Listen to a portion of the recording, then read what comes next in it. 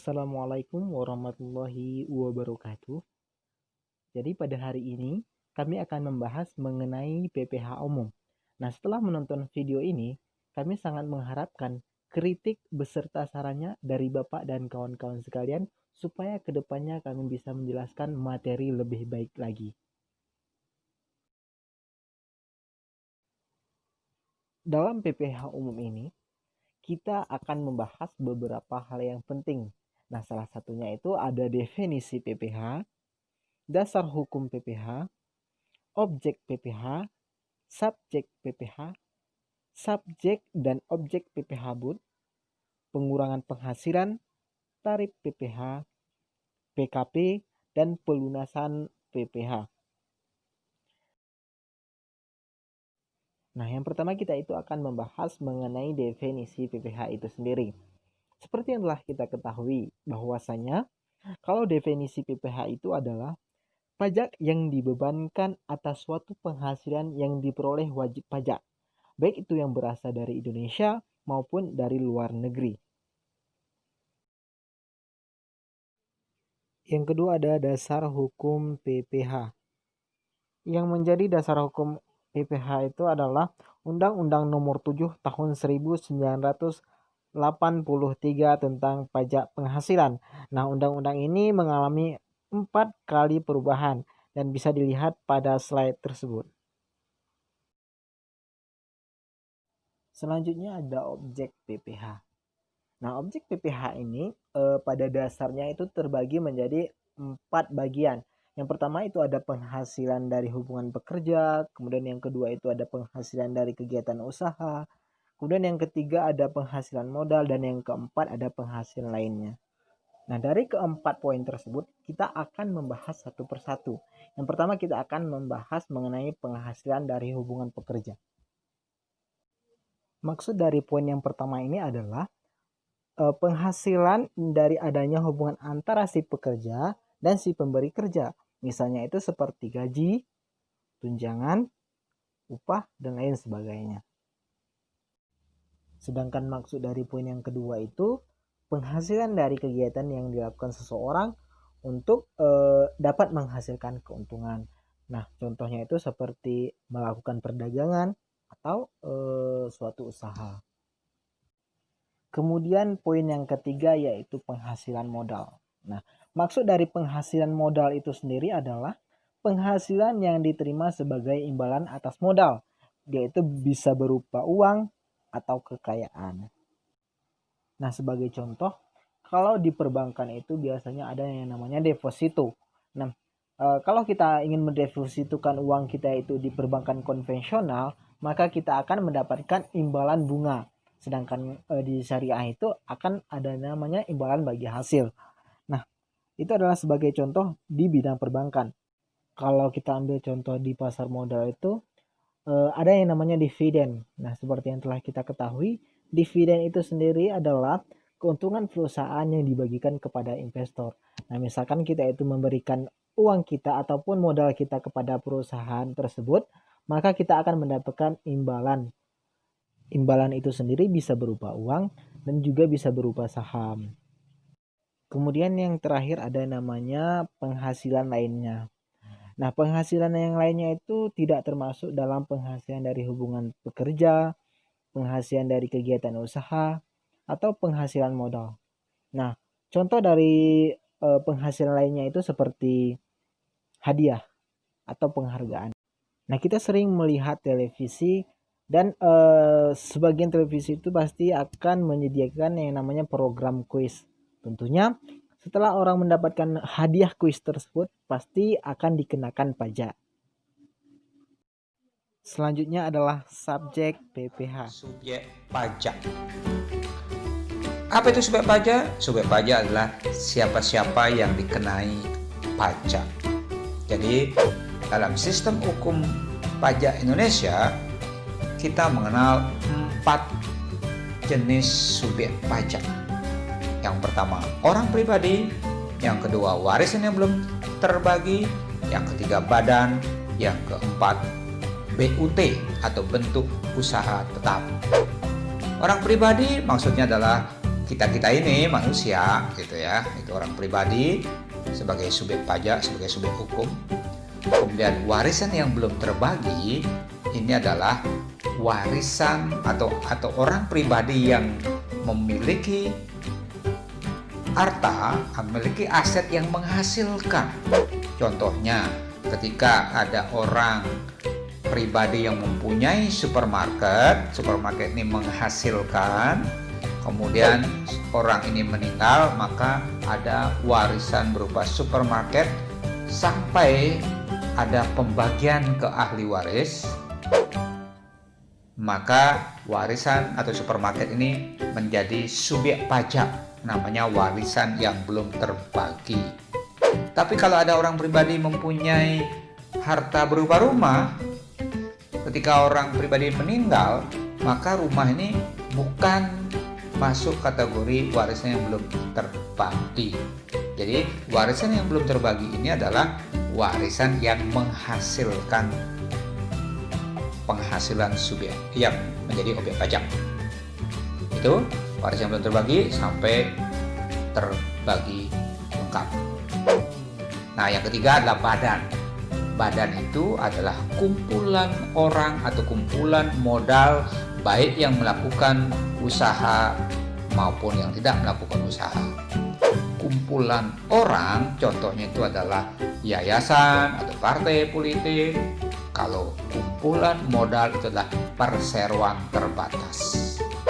Jadi kalau ada partai politik, ada yayasan, itu adalah kumpulan orang, walaupun tidak melakukan kegiatan usaha, termasuk pengertian badan dan termasuk subjek pajak. Kemudian yang keempat, subjek pajak itu adalah BUT, bentuk usaha tetap. Nah, dalam hal ini bentuk usaha tetap ini merupakan subjek pajak yang dipersamakan dengan wajib pajak badan. Oke, kemudian kita melangkah pembahasan mengenai subjek pajak ini. Ada subjek pajak dalam negeri, ada subjek pajak luar negeri. Subjek pajak dalam negeri terdiri dari orang pribadi dan badan. Orang pribadi itu adalah orang pribadi yang bertempat tinggal di Indonesia atau berada di Indonesia lebih dari 183 hari dalam 12 bulan, atau berada di Indonesia dan berniat untuk bertempat tinggal di Indonesia. Itulah subjek pajak orang pribadi dalam negeri. Kemudian subjek pajak dalam negeri badan itu adalah badan yang berkedudukan atau didirikan di Indonesia. Nah, itu. Sementara kalau subjek pajak luar negeri itu adalah sebaliknya, yaitu orang pribadi yang tidak bertempat tinggal di Indonesia, berada di Indonesia 183 hari atau kurang, atau ya tidak berada di Indonesia, beradanya di luar negeri. Nah, itu kalau badan, berarti badan yang tidak berkedudukan dan tidak didirikan di Indonesia. Itu adalah subjek pajak luar negeri. Sementara kalau BUT, bentuk usaha tetap, itu merupakan bentuk usaha, ya, bentuk usaha di mana orang pribadi itu tidak bertempat di Indonesia, tidak berada di Indonesia 183 hari itu kurang, atau badan yang tidak berkedudukan pendidikan Indonesia yang memperoleh penghasilan dari Indonesia atau menjalankan usaha atau melakukan kegiatan di Indonesia. Jadi bentuknya macam-macam nih BUT ini. Bisa berupa tempat kedudukan manajemen, bisa cabang perusahaan, bisa kantor perwakilan, bisa gedung kantor, malah hanya pabrik saja, atau bengkel, gudang, atau bahkan ruang promosi dan penjualan, atau lebih ini lagi adalah pertambangan dan penggalian sumber alam, wilayah kerja penambangan minyak dan gas bumi, pemberian jasa dalam bentuk apapun oleh pegawai atau orang lain lebih dari 60 hari dalam 12 bulan. Itu sudah menimbulkan BUT di Indonesia. Atau orang atau badan agen tidak bebas dari suatu kegiatan di luar negeri. Kemudian juga agen asuransi, kemudian juga agen elektronik ya seperti dedicated server yang menjalankan kegiatan usaha melalui internet yaitu e-commerce di Indonesia. Jadi itulah BUT, bentuk usaha tetap. Baiklah, setelah kita bicara subjek pajak, tentu tidak lengkap kalau kita tidak bicara siapa yang bukan subjek pajak. Nah, kalau tadi subjek pajak diatur di pasal 2 Undang-Undang PPH, sekarang yang bukan subjek pajak itu diatur di pasal 3. Siapa yang bukan subjek pajak? Yaitu pertama kantor perwakilan negara asing, kemudian yang kedua pejabat-pejabat dari perwakilan diplomatik itu, dari kantor perwakilan negara asing itu misalnya duta besar ya, beserta pegawai-pegawai yang diperbantu di sana. Kemudian yang ketiga organisasi internasional yang ketentuannya ada ditetapkan dengan keputusan Menteri Keuangan. Jadi ada keputusan Menteri Keuangan yang menetapkan organisasi internasional yang mana yang bukan subjek pajak Indonesia. Contohnya misalkan WHO, kemudian World Bank dan lain-lain ya. Kemudian yang keempat, pejabat-pejabat perwakilan organisasi internasional. Jadi kalau organisasi internasionalnya sudah bukan subjek pajak, pejabat-pejabatnya juga bukan subjek pajak. Nah, yang berikutnya yang bukan subjek pajak tentunya adalah unit-unit tertentu dari pemerintah. Nah, unit-unit tertentu dari pemerintah itu ada syaratnya.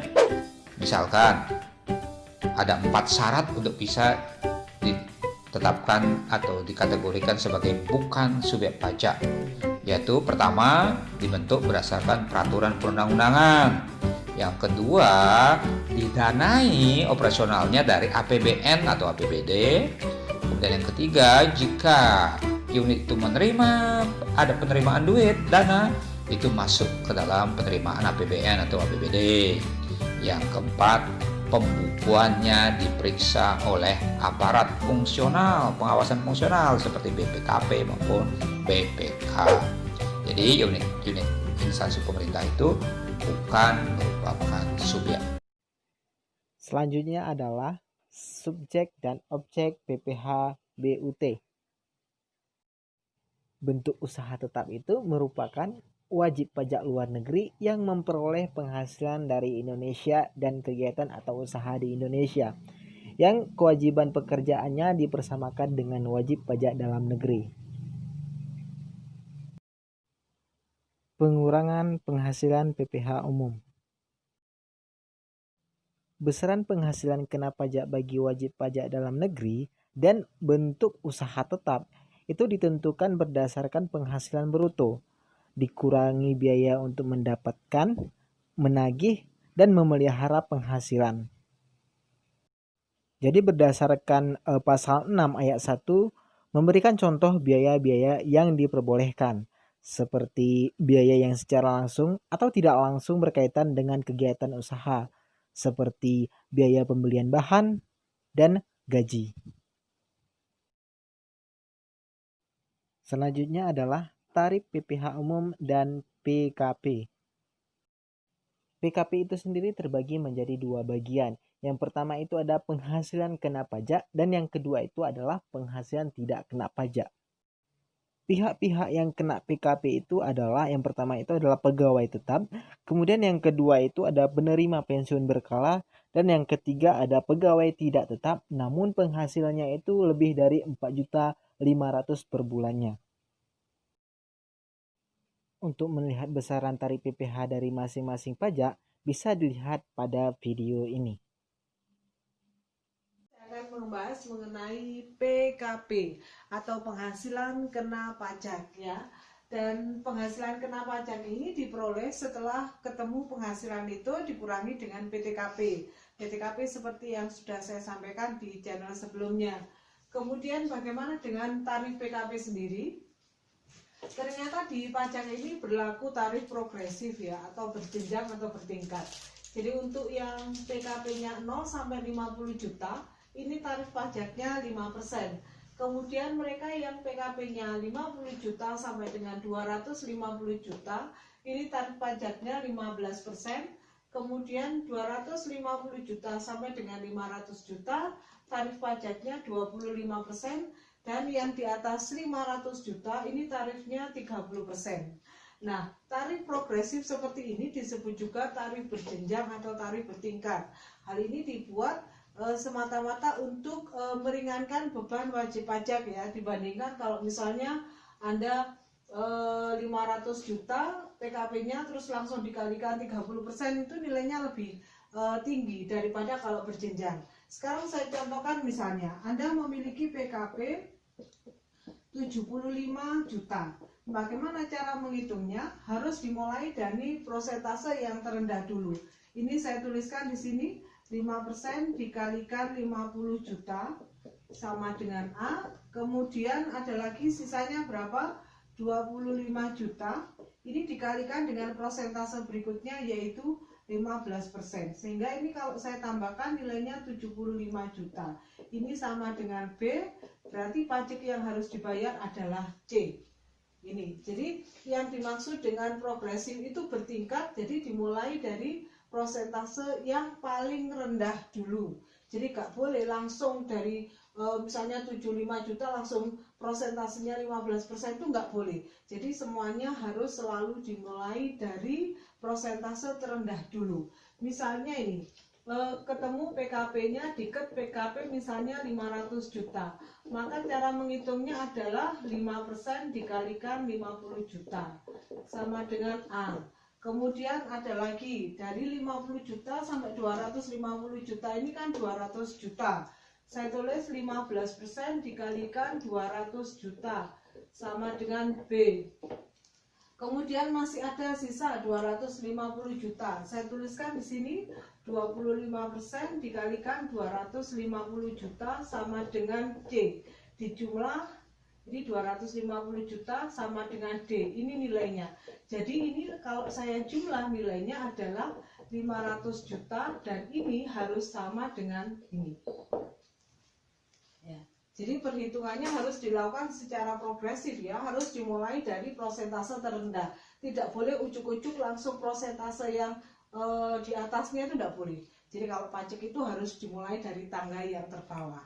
Nah, saudara, inilah perhitungan PKP. Jadi tarifnya untuk pajaknya itu berapa? Silakan nanti kalau misalnya Anda mau mencoba-coba untuk memberikan soal yang baru atau membuat soal yang baru, silakan. Dan selamat belajar juga, semoga bermanfaat. Yang terakhir adalah pelunasan PPh umum. Nah, pelunasan PPh umum itu sendiri terbagi menjadi dua bagian. Yang pertama ada pelunasan pada tahun berjalan dan yang kedua itu adalah pelunasan pada akhir tahun pajak. Pelunasan pada tahun berjalan, masing-masing jenis pajak yang dipungut atau dipotong atau dibayar sendiri pada tahun berjalan. Sedangkan yang kedua, pelunasan PPh pada akhir tahun pajak dilakukan melalui mekanisme penyampaian SPT tahunan. Sekian presentasi kami pada hari ini. Lebih dan kurang kami mohon maaf. Wabillahi taufiq wal hidayah. Wassalamualaikum warahmatullahi wabarakatuh.